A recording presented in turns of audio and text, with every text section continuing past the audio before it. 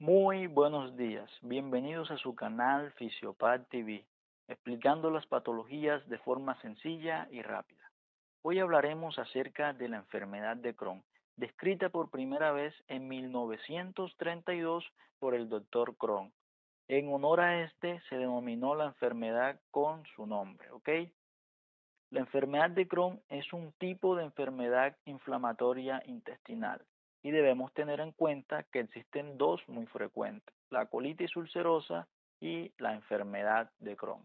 La enfermedad de Crohn es una enfermedad crónica, es decir, dura toda la vida y es autoinmune, causando una inflamación de cualquier parte del tracto digestivo, es decir, puede causar inflamación de todo el tracto digestivo que va desde la boca hasta el ano, pero se observa más frecuentemente esa inflamación a nivel del ilio distal y el colon derecho.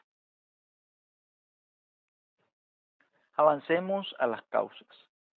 Al día de hoy no se conoce la causa exacta de la enfermedad de Crohn, pero se dice que se debe a una interacción entre la genética, la microbiota intestinal y los factores ambientales. En cuanto a la genética, se han descubierto 30 genes asociados a la enfermedad de Crohn. Es decir, si tiene un familiar con enfermedad de Crohn, tiene más posibilidades de desarrollar esa enfermedad. En cuanto a los factores ambientales, se conocen los medicamentos y la dieta, ya que los medicamentos como los antibióticos en la primera infancia o en el primer año de vida pueden aumentar el riesgo de padecer enfermedad de Crohn. También tenemos los anticonceptivos orales y los AINES. Todos estos medicamentos aumentan el riesgo de padecer enfermedad de Crohn en pacientes genéticamente susceptibles. Y en cuanto a la dieta, se sabe que una dieta pobre en fibra aumenta el riesgo de padecer enfermedad de Crohn. ¿Ok? Toda esta interacción entre qué, entre la genética, la microbiota intestinal y los factores ambientales conlleva una respuesta inmunitaria exagerada, una respuesta inmunitaria inadecuada que ocasiona la inflamación del intestino o cualquier parte del tracto digestivo. ¿Ok? Avancemos. Ahora vamos a ver qué pasa a nivel molecular y a nivel del intestino, cómo se produce esa enfermedad. Avancemos y observemos la fisiopatología. ¿Ok? Debemos tener claro que eh, el intestino tiene una parte llamada el epitelio, ¿cierto? Que es la que observamos aquí. El epitelio que está compuesto por las células epiteliales, el lumen intestinal, que es donde está la microbiota intestinal, y la mucosa o la lámina propia intestinal, que es esto que está aquí, ¿ok? Avancemos entonces.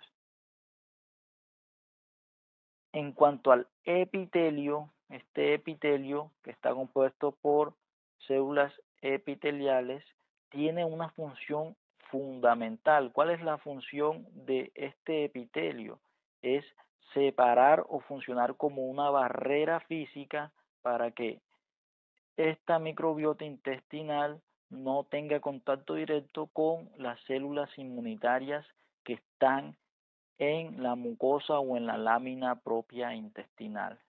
No permite ese contacto directo.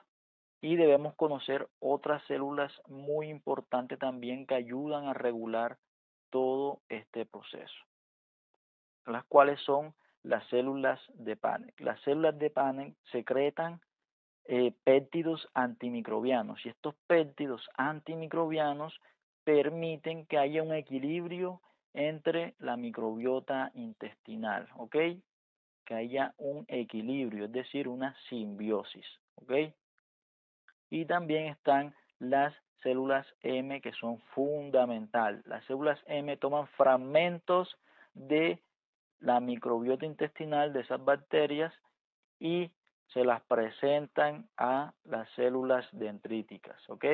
Ella toma fragmentos y se las presenta a las células dendríticas. Ella le dice, aquí tengo un fragmento de la microbiota intestinal. Esto es propio de nosotros, no podemos destruirlo. Por ende, la célula dendrítica la toma y se la presenta a células T y células B, ¿ok? Se la presenta y se produce una reacción de inflamación, pero una inflamación que es controlada, una inflamación fisiológica, ¿ok? Entonces, eso es lo que sucede normalmente.